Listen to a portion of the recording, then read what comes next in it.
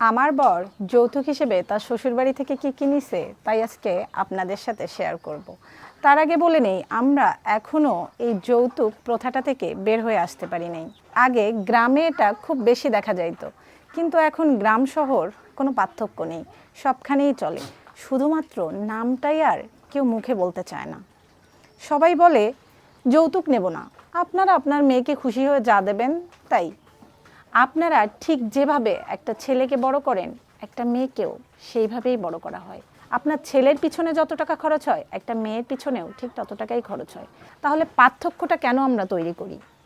চট্টগ্রামে এই বিষয়টা আমি খুব বেশি লক্ষ্য করছি। মেয়ের বাবা মানে ফকির, 500, 1000, 1500 বরযাত্রী খাওয়া হবে, অথচ গোষ্ঠীতেও কিন্তু এত লোক নাই, তারপরেও নিয়ে যাবে।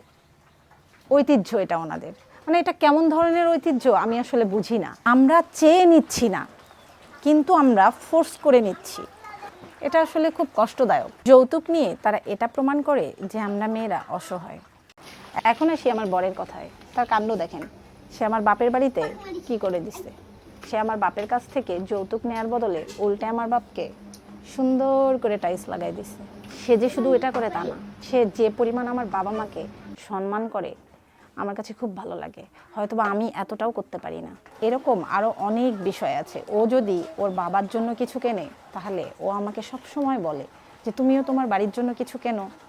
ও সব সময় চেষ্টা করে আমি আমার বাড়িতে যা দেব ওর বাড়িতেও তাই দেব। কেননা আমরা মেয়েরা তো ইনকাম করতে পারি না, আমাদেরও তো কিছু দিতে ইচ্ছা করে।